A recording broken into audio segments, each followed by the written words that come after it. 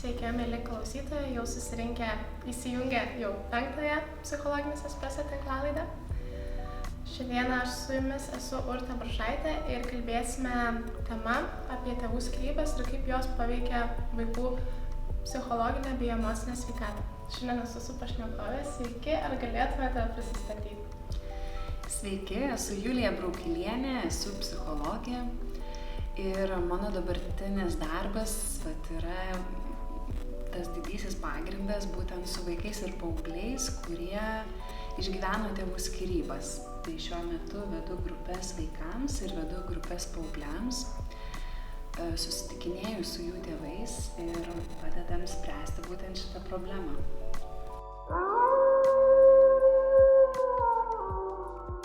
Mano pirmas klausimas būtų toks labiau statistinis, tai ar šiais laikais dažnas atvejis, kad tėvai skiriasi, kai jau turi vaikų? Pasižiūrėjau statistikos departamento duomenis, kad neprigalvočiau.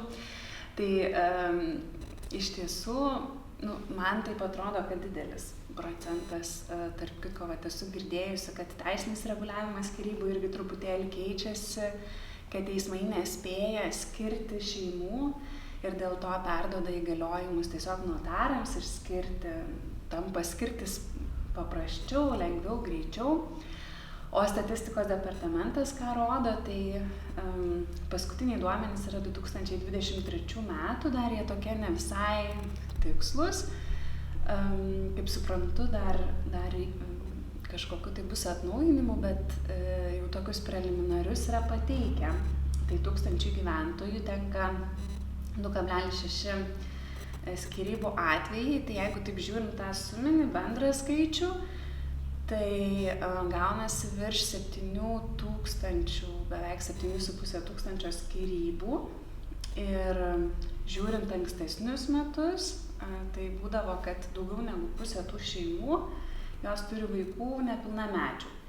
Tai taip labai grubiai, taip galima sakyti, kad per metus apie 4000 šeimų turinčių vaikų išsiskiria, bet čia irgi dar yra nepasakyta, kiek yra toje šeimoje nepilnamečio vaikų. Tai gali būti tikrai tie skaičiai daug didesni. Tai to tokio konkretaus skaičiaus labai pasakyti sudėtinga, bet jeigu mes suvokiam, kad vienais metais, pavyzdžiui, tarkim, 6000 vaikų, kurių tėvai išsiskiria, ankstesniais metais irgi buvo 6000 plius minus, dar ankstesniais metais dar 6000, tai tų tokių vaikų, kurie tą išgyvena, tai iš tikrųjų mastas yra labai didelis. O kai vaikai patiria kaip jie supranta tas tėvų skyrybas, kaip jie išgyvena, per ką jie praeina? Ką jie patiria, ar ne? Tai turbūt labai priklauso nuo vaikų amžiaus. 1 metų vaikas išgyvens visai kitaip negu kad paauglys. Tai tos patirtis tikrai būna labai skirtingos, bet tokie gal pagrindiniai dalykai tai yra gyvenimo pokyčiai, kaita. Ir ta kaita išmuša stabilumą, išmuša saugumą iš gyvenimo. Ir gali atsirasti įvairių tokių baimių, būtent dėl to saugumo praradimo, nes buvimas šeimoje yra toks tarsi saugumo garantas. Aišku, jeigu ten yra konfliktai šeimoje, čia yra kitas atvejis, bet kokiu atveju tai yra saugu. Ir vaikas patyręs tėvų skyrybas, jis praranda tą saugumą. Ir šalia to gali būti daugybė variacijų, kas irgi keičiasi vaiko gyvenime. Vienas iš dalykų, ką rekomenduojama taip numatyti prieš skyrybas, kad jeigu jau keičiasi šeimos situacija, tėvai skiriasi, kaip įmanoma mažiau kitų dalykų keisti. Tai pavyzdžiui, nekeisti vaiko darželio ar mokyklos, jeigu tai yra įmanoma, nekeisti namų vietos, jeigu tai yra įmanoma, nekeisti būrelių, jeigu tai yra įmanoma, nes labai daug dalykų keičiasi. Tai, kad išeina tėtis arba mama, arba vaikas pradeda gyventi pas vieną arba pas kitą, dažnai santykis su giminaičiais pasikeičia. Ypatingai jeigu tėtis arba mama labiau nutolsta nuo šeimos, pasikeičia santykis su anksčiau buvusiais šeimos draugais. Tai tų pasikeitimų tikrai vaiko gyvenime būna labai daug ir tas, kaip minėjau, išmuša tą tokį stabilumą ir saugumą. Kaip minėjot, kad kiekvienais tarpsniais išgyvena skirtingai. Ar yra tas tarpsnis, kuriuo išgyvena vaikas sunkiausiai ir galimai gali patirti daugiau traumų? Ir kaip tą tarpsnį specifiškiau apsaugot, kaip jam padėti? Yra tokių paspėliojimų mokslininkų, tiek viena, tiek kita pusė. Turbūt dažnai mes girdim, kad tėvai tarsi laukia, kol vaikai suaugs, tai jau bus vyresni, tai tada jau jam bus lengviau, jeigu mes išsiskirsim. Bet tyrimai rodo, kad iš tiesų tiek mažiem vaikam, tiek dideliem vaikam įtaka skyrybų yra didelė. Netgi jau suaugusiem žmonėm, kurių tėvai išsiskiria, yra tokių atvejų, kur tikrai jau net ir savo šeimas būna sukūrę ir tada jų tėvai išsiskiria, tai vis tiek būna didžiulis toks trauminis patyrimas. Tai spėlioti, kad vienam ar kitam amžiui bus tarsi mažesnė įtaka, tai iš tiesų nebūtų teisinga. Tiesiog tas poveikis yra kitoks. Netgi vėl kai kurie galvoja, kad kol vaikas dar yra visai mažas, tai jisai nieko nesupranta, nežino, kaip čia kas bus, kaip čia kas yra, gal tada greičiau išsiskirti, kol dar kūdikį auginam. Bet ir tas kūdikystėje paliktas randas, jis yra labai reikšmingas toliau visam gyvenimui. Tai aš nedrįsčiau sakyti, kad yra kažkoks amžius, kurio reikėtų sulaukti, kada yra geriausia išsiskirti. Bet kokiam vaiko amžiui skyrybos jam yra tikrai traumuojanti patirtis. Ką daryti, jeigu vienas iš tėvų nesutinka bendrauti su vaiku, arba pats vaikas išreiškia nenorą bendrauti su vienu iš tėvų? Taip, tokių atvejų tikrai būna. Turbūt tėvų sprendimo kažkaip labai įtakoti ir neįmanoma. Suaugę žmonės, jie renkasi, ar jie nori bendrauti su savo vaikais ar nenori. Ir priversti, nelabai galima. Tai čia labai skaudus įvykiai. Aš esu irgi savo darbo praktikoje susidūrusi su tokiais atvejais, kai tiesiog dingsta, pavyzdžiui, tėtis, užsiblokuoja telefono numerį, kad nebūtų galima prisiskambinti. Tada vaikas bando skambinti, pavyzdžiui, iš savo draugo telefono, kai tėtis atsiliepia, supranta, kad kalba su juo, apsimeta, kad striginėja ryšys. Tokie labai nemalonūs įvykiai, tokios situacijos ir vaikas gauna tokį tikrai didžiulį atmetimą, bet nei jis gali priversti savo tėčio ar mamos grįžti, nei buvęs sutuoktinis gali priversti. Nežinau, tiesą sakant, kokios yra teismo galimybės, įgaliojimai, bet kokiu atveju turbūt, jeigu suaugęs žmogus nenori kurti santykio, palaikyti santykio, to ir neįmanoma padaryti. Kitos situacijos, kai vaikas nenori bendrauti, irgi esu tikrai susidūrus su tokiom situacijom, tai čia turbūt labai priklauso nuo to, kiek ir kaip padeda vaikui tas tėtis arba mama, su kuriuo bendrauja, su kuriuo gyvena. Ir jeigu šitoj vietoj yra svarbu, kad palaikytų ryšį su savo tėčiu arba mama, kuris gyvena atskirai, tai tada tikrai galima padėti vaikui priartėti. Dažniausiai ta priežastis būna dėl to, kad yra kažkoks didelis pyktis tėčiui arba mamai, kuris neleidžia to santykio palaikyti, to santykio kurti. Tai tą pyktį išsprendus, supratus, tikrai santykis gali atsistatyti. Kita vertus, vėlgi labai svarbu, kad tėtis arba mama, su kuriuo nenori bendrauti vaikas, kad nepailstų ir neprarastų vilties ir vis tik tai rodytų švelniais būdais, kad aš noriu būti su tavim, aš noriu su tavim santykio, aš noriu su tavim susitikti.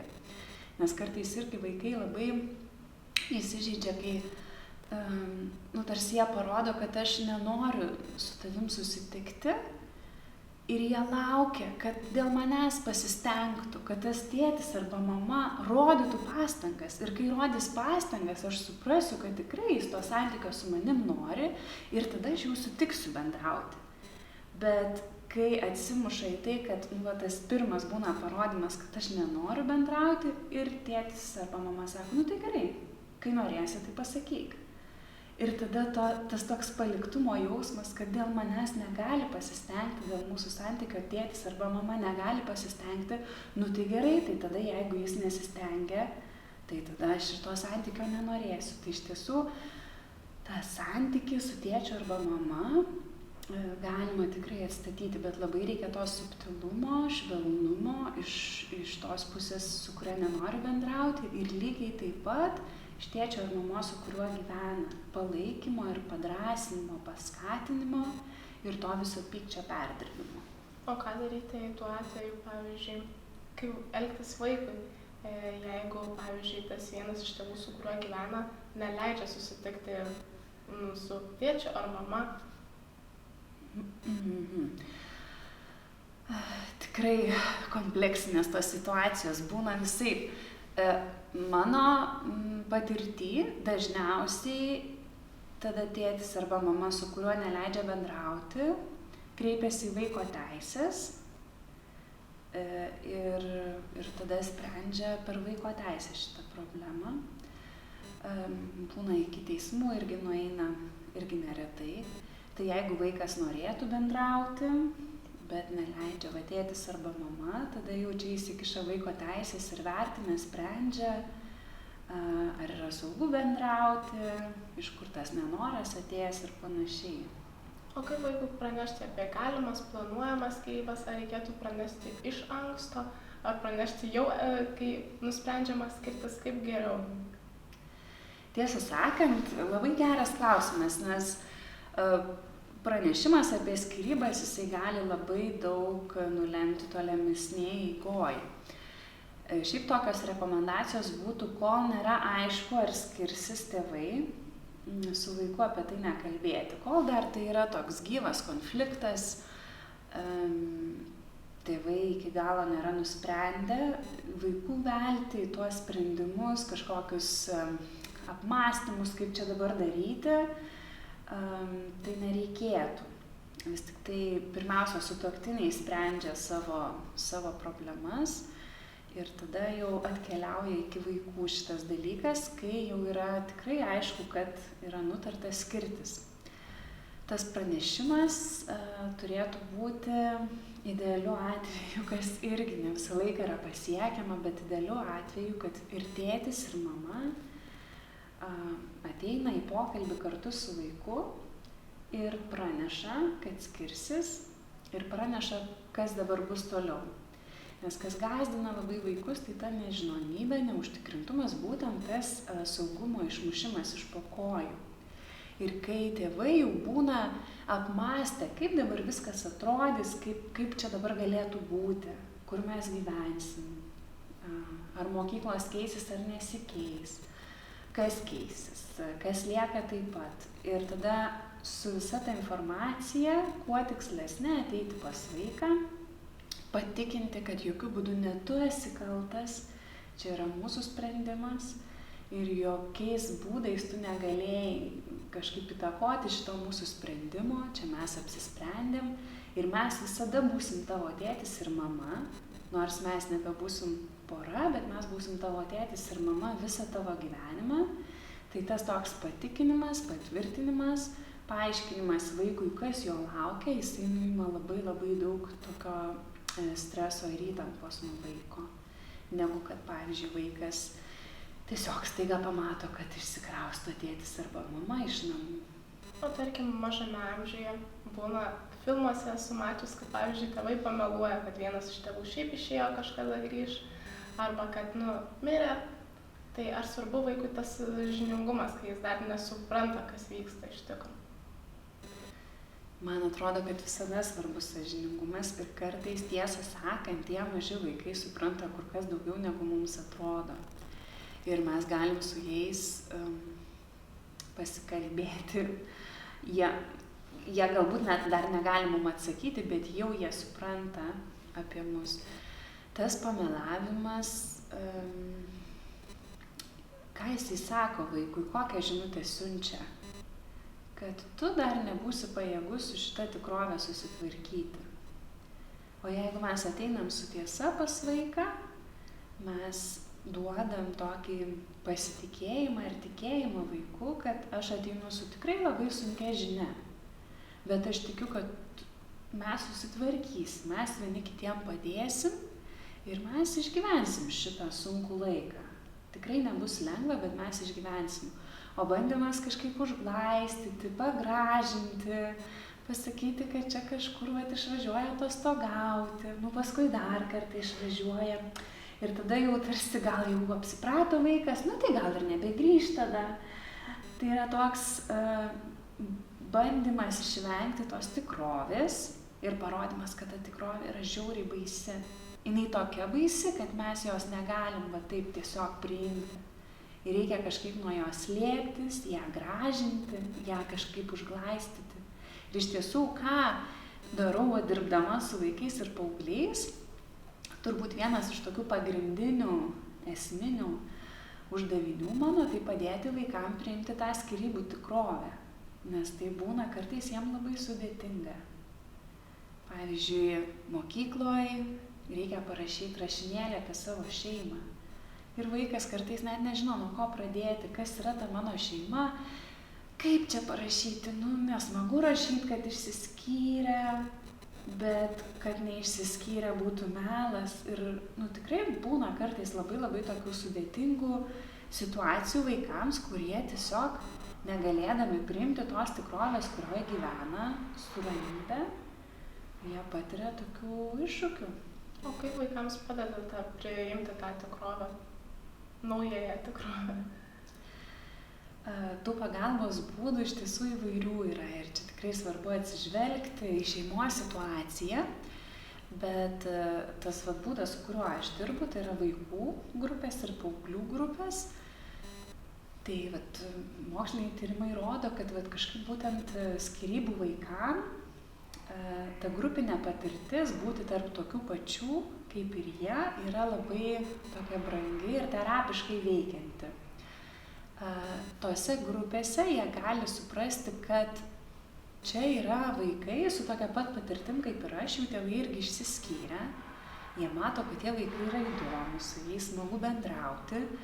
Ir tada ateina kažkoks toks suvokimas, kad su manim irgi viskas gerai, nes kartais jaučiasi tokie baltos varnos, kur negali pripažinti, negali su klasiokais ar draugais atvirai kalbėtis apie tas skyrybas. Ir čia jie turi tokią saugią aplinką, kur jie gali kalbėtis apie dalykus, kurie jiems yra neramus, kurie jiems yra skaudus. Kitas momentas, vykdant įvairias veiklas, dalinantis apie savo kažkokius išgyvenimus, aišku, to dalinimuose tai yra taip gan nedaug, vis tiek vaikai daugiausiai per veiklą vykdo tuos užsiėmimus, bet dalinantis ir girdint, ką kitas vaikas kalba apie savo patirtį, apie savo išgyvenimus, aš viduje irgi atreflektuoju, o kaip man buvo.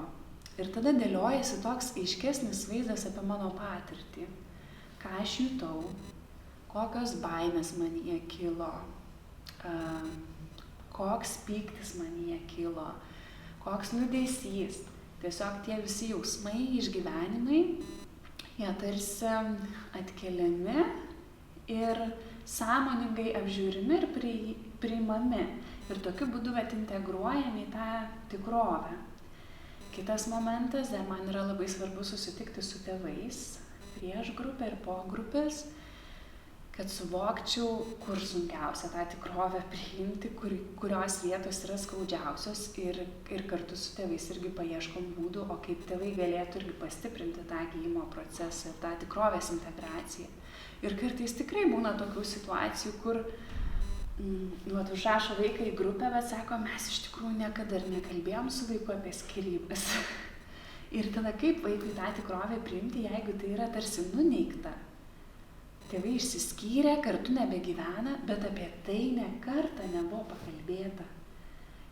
tada supranti, kad va čia šitoje vietoje taip mes dirbsim grupiai, bet yra dar tas darbas, kurį būtinai turės padaryti tėvai ir kol tai nebus namuose įprasta ir normalu kalbėtis apie tą savo praeitį ir kartu dabartį, tai tol ir vaikui tas nebus lengva. Pirmiausia, suaugusieji vis tiek turėtų rodyti irgi tą drąsą ir tvirtumą tai priimti.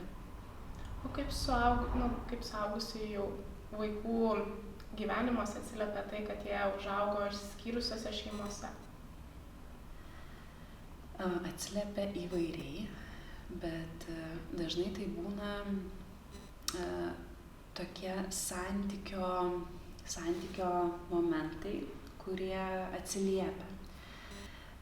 Kadangi skyrybos, tai apie mamos ir tėčio santykį, apie tų artimiausių žmonių santykį, tai tada tam tikrą prasme galima pernešti tas patirtis į savo santykius, į savo romantinius santykius. Ir būna labai įvairių tokių ekstremų. Pavyzdžiui, aš niekada nenorėsiu kurti šeimos, nes šeimoje būti skauda. Išsiskiria ir tada skauda. Ir vaikams skauda, ir tėčiui skauda, ir mamai skauda. Tai aš geriau šeimos nekursiu. Ir tada bet koks artimesnis santykis, jisai gali gąsdinti žmogų. Nes geriau jau tada neturėti artimo santykio ir nekentėti dėl išsiskyrimo. Tai bus tokia mano apsaugos būdas. Kitas kraštutinumas galėtų būti, kad aš tai jau nedarysiu taip, kaip mano tėvai, aš tai jau darysiu viską tobulai. Ir tada tokie žmonės gali ateiti į santykį visiškai nepermastydami, kad galbūt tas žmogus man tikrai netinka, mes kažkaip su juo negalėsim kurti šeimos, kurti tų tokių brandžių santykių. Ir išsiskyrimas labai labai gąsdina.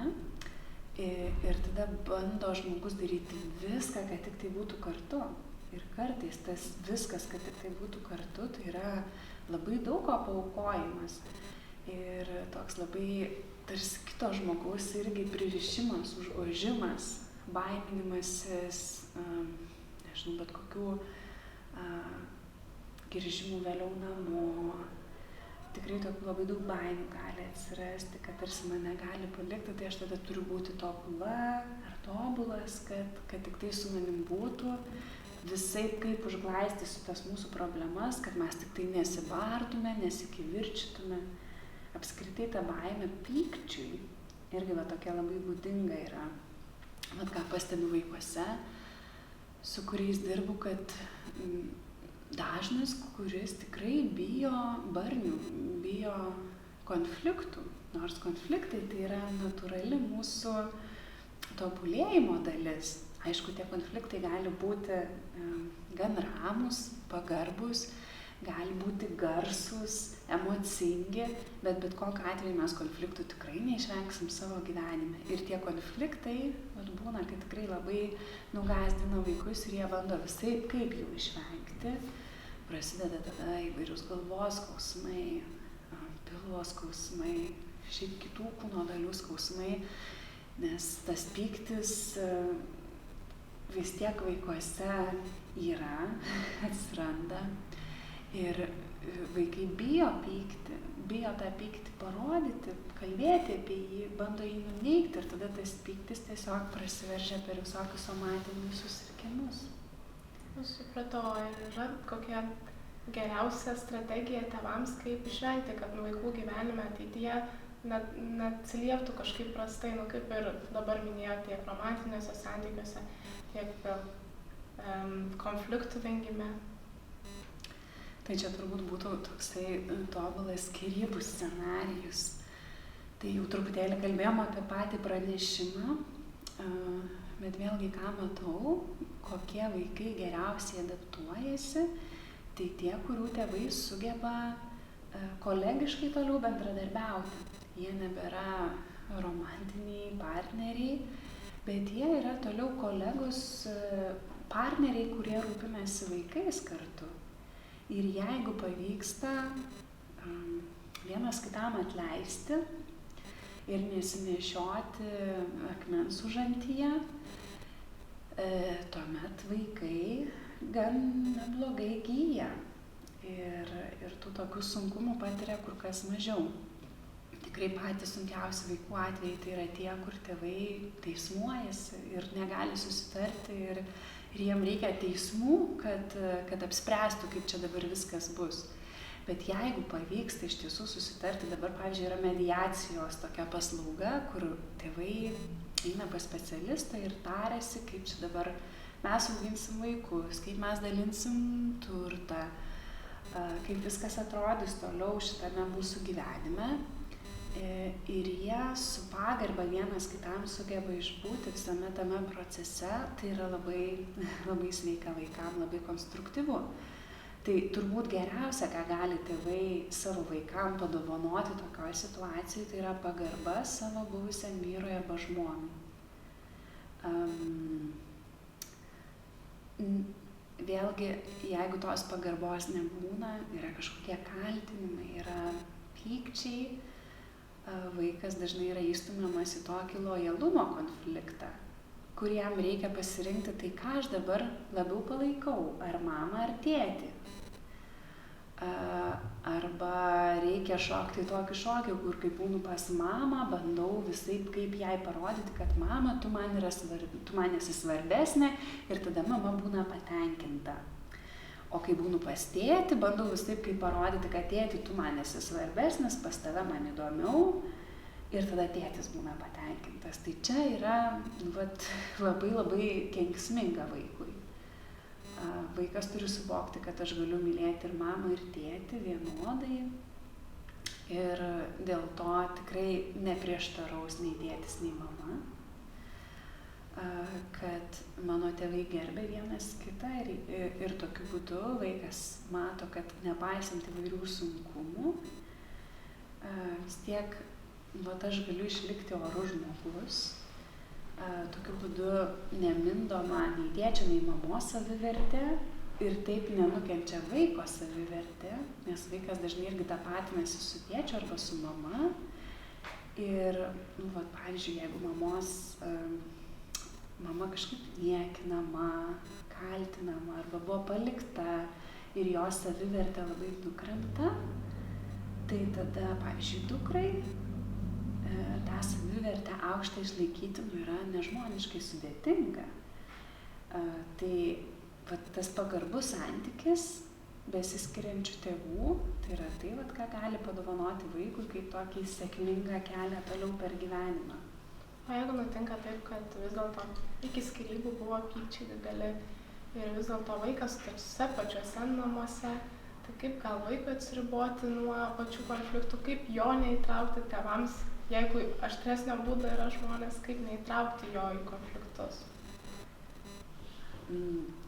Tai, kad vyksta konfliktai namuose, nieko baisaus. Visi pakonfliktuoja. Tėvam turėtų būti svarbu konfliktus pasilikti savo dviese. Ir skyrybos dažniausiai būna dėl neišspręstų konfliktų, ar ne? Tai jeigu mes tuos konfliktus irgi kažkur uždarysim sandėliuką, tai irgi galim prieiti iki skyrybų, ar ne? Tai tuos konfliktus, svarbu išsikalbėti, išsiaiškinti ir kaip tą padaryti, palikti vaikus pas senelius ir eiti išsibarti apie tai, kas tuo metu rūpi, kol vaikai būna, nežinau, kažkur būreliuose, mokyklose, bandyti ieškoti tų progų, kad išsiaiškinti tuos dalykus, kurie skauda, ne prie vaikų akių. Vaikai gali žinoti, kad mes dabar nesutarėm, nesusitarėm kažkaip, mums neišeina susikalbėti, bet detalių, ką jis pasakė, ką jis padarė, ką aš pamačiau, vaikam nereikėtų atskleisti, nes tada vaikus mes įtraukiam į ieškojimą, tai kas čia kaltas, tai čia tikrai jisai kaltas, ne aš.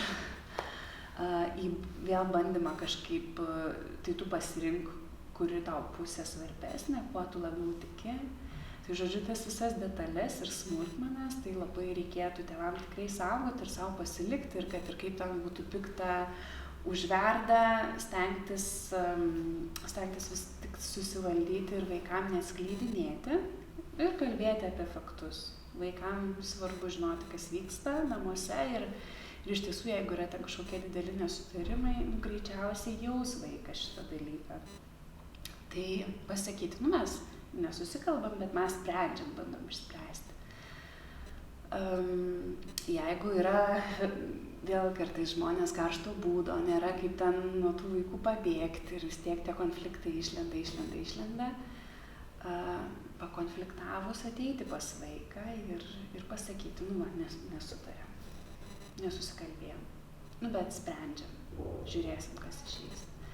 Tai nepalikti to tarsi, vaikas pats turėtų kažkaip čia nusiraminti šitoj vietoje, nekreipti dėmesio, įsivaizduoti, kad vaikas negirdi, nes jisai ten kur nors su ausinėm savo kambaryje. Greičiausiai jis yra su ausinėm savo kambaryje, nes per sunku išbūti toj tikroviai ir tai yra būdas pabėgti, bet tada ateiti pas vaiką, padėti jam suprasti, kad man svarbu, kad tu prastai dėl to jautiesi, tau turbūt sunku, kai mes pykstamės, man irgi sunku, bet mes sprendžiam, atsiprašau, kad tau tenka tai išgyventi. Tai tiesiog labai paprastai prieiti prie vaiko. Nors skyrybos yra dviejų žmonių procesas ir dažniausiai būna tik poroje esantys žmonės kalti, bet kodėl vis dėlto kartais vaikai išgyvena tą kaltės jausmą po skyrybų ir skyrybų etapų, kad būtent dėl jų tai įvyko. Tai tikrai dažnai vyksta. Dažnas atvejis yra, kad tėvai truputėlį kitaip įsivaizduoja vaikų auklėjimą, turi skirtingus lūkesčius ir kartais tėvai pykstasi dėl vaikų auklėjimo. Arba kartais atrodo, reikia tik tai preteksto kažkokiai žiežirbai įsižiebti, kad vėl sutuoktiniai pradėtų pyktis ir kartais ta žiežirba gali būti, kad vaikas kažkokį tai ir prastesnį pažymį iš mokyklos parnešė, ar ten kažkaip ne taip batus paliko prie durų, ar dar kažkokį tai tokį dalyką padarė, kur, tarsi vaikas kažką padarė ne taip ir tada tėvai pradeda pyktis. Nors iš tikrųjų tai buvo visiškai smulkmena ir tik tai toks pretekstas vėl tiem pykčiam prasidėti. Ir tokiu būdu vaikas gauna signalą, kad tai jeigu aš būčiau gerai tuos batus pasidėjęs prie durų, tai mama ir tėtis nebūtų pykęsi. Ir jeigu yra daugiau tokių atvejų, kur vaikas susieja, kad aš kažką ne taip padariau ir tada jie susipyko. Ir vėl ne taip padariau ir vėl jie susipyko. Tada vaikas pradeda galvoti, kad jisai neša atsakomybę už tėvų barnius. Arba ypatingai, jeigu tai yra tiesiogiai dėl vaikų auklėjimo, kad tu taip nesielk su vaiku, o tu mane aiškink. Tai vaikas jaučiasi toks įspaustas į kampą, bet kartu yra atsakingas dėl to pykčio tarp tėvų. Ir tada pradeda galvoti, kad galbūt aš galėjau daryti kažką kitaip ir tėvai nebūtų išsiskyrę. Ir tokiais atvejais, bet ir visais atvejais tėvam labai svarbu patikinti vaikui, kad mes ne dėl tavo elgesio, ne dėl tavęs skiriamės, bet skiriamės dėl to, kad mes tarpusavy nesusitarėm. Ir tikrai tas toks kaltės jausmas gan dažnas. Baisu girdėti, kad taip nutinka ir taip gali nutikti, nors vaikai neturėtų jaust kaltės dėl tokių dalykų. Dar vienas klausimas būtų, kaip pranešti jau po skyrybų, kai jau tėvai galbūt susiranda kitą antrąją pusę, kaip apie ją pranešti vaikui, kaip susipažinti su nauja realybė. Galbūt vaikas jau yra suaugęs, jau yra pilnametis, bet vis tiek, manau, iškyla sunkumų apie pranešimo etapą. Taip. Ir vėl labai, sakyčiau, platus klausimas, nes tų situacijų būna labai skirtingų. Tikrai yra man, pavyzdžiui, tekę girdėti tokių atvejų, kai vaikas sužino apie antrą pusę, kai atvažiuoja pas tėtį į jo naujus namus, kuriuose jisai gyvena jau su savo nauja moterim. Arba vaikas sužino apie potencialią antrą pusę, pavyzdžiui, ten svaipinant Tinderį ir susirašinėjant, kaip galbūt mes čia susitiksim. Tai tiek vienas, tiek kitas būdas, sakyčiau, tie kraštutinumai, kur dar santykis nebuvo net kažkaip ten užmėgstas, neaišku, ar čia jis bus stabilus ar nestabilus su tuo nauju žmogumi. Tiesiog iš Tinderio kažkokios tai programėlės, jau vaikas žino apie tai, kad čia gali būti susitikimas. Ir kita ta pusė, kur jau panašu, kad tikrai kuriami kažkokie stabilūs santykiai jau ilgą laiką, bet vaikui apie tai nieko nepasakojo ir sužinojo tik tai jau kai kartu pasistatė namą ir apsigyveno. Tai tėvai dažnai nori apsaugoti vaikus nuo dar daugiau skyrybų. Ir patys jau patyrę šitą dalyką, gal kartais ir to tikėjimo ilgalaikiais santykiais nelabai turi, jos stinga to pasitikėjimo kitu asmeniu ir kartais labai ilgai atidėlioja. Bet turbūt reikėtų pajausti tą momentą, kur tikrai aš jau esu apsisprendęs kurti ilgalaikius santykius su tuo žmogumi ir tada ir supažindinti su vaiku. Nelaukti, kol mes kartu apsigyvensim, bet kartu ir nepaskubėti, nes supažindinus su vaiku, vaikui apie tai papasakojus ir paskui išsiskyrus, vaikas vėl patiria tam tikrą tokią irgi trauminę patirtį, ypatingai jeigu jau bus prisirišimas su tuo žmogumi. Kaip supažindinti? Geriausia turbūt būtų vaikui saugioj aplinkoj, pažįstamoj aplinkoj, kur viskas aišku, nebūtinai tai turi būti ten vaiko namuose, bet galbūt kažkur, kur dažnai einam, nežinau, į kažkokį parką pasivaikščioti, kur aš tiesiog jaučiuosi saugiai, ramiai, pažįstamoj vietoj, galbūt ten pas savo močiutę ar kažkur nuvažiavus. Tas susitikimas neturėtų būti labai ilgas, labai intensyvus. Negalime reikalauti iš vaiko, kad jisai iškart pamėgtų, ar ten eitų sveikintis, apsikabintis, ar pasibučiuoti. Vaikas turėtų turėti teisę reaguoti taip, kaip jam tuo metu išeina, kaip tuo metu norisi. Būtų gerai irgi iš anksto pranešti, kad mes važiuosim tada, tarkim, pas močiutę ir tu ten susipažinsi ten su mano nauja draugė ir draugu. Tai, kad vaikas žinotų, kad kažkaip galėtų tam truputėlį irgi nusiteikti. Ir tai po truputėlį kažkaip įvesti į visą tą naują santykį. Ir paskutinis klausimas jums. Tai kokią žinutę siųstumėt tiems žmonėms, kurie patyrė skyrybas, vaikams, kurie patyrė skyrybas arba kurie tėvai, kurie skirias, kaip šitam etape visom pusėm likti kuo mažiau įskaudintom? Pirmiausia, galbūt tėvam žinutė tai būtų, kad jeigu dar ne visas priemonės išbandėt gelbėti šeimą, tai iki dar pabandykit. Vis tik tai ta šeima, kuri ir didžiulės negandas išgyvena, ji būna kartais dar stipresnė. Tai jeigu dar jaučiat, kad yra šansas susitaikyti ir tą santykį atnaujinti ir iš tiesų tą tokią laimę kartu patirti, tai dar bandykit ieškoti tų priemonių. Jeigu vis tik tai matot, kad tai yra neįmanoma dėl pačių vairiausių priežasčių, tai tada išeikit pagarbiai vienas kitam, stenkitės išvengti teismų ir susitarti viską tiesiog tai bendražmogiškai, su mediatoriu galbūt pagalba. Ir leiskit vaikui mylėti tiek tėtį, tiek mamą vienodai ir va, tą galima pasiekti būtent išlaikant vienas kitam pagarbą. O vaikam turbūt svarbiausia tikrai, kad jų tėvai susitaikytų, kad jų tėvai vienas kitam atleistų, kad jų tėvai būtų vienas kitam pagarbus.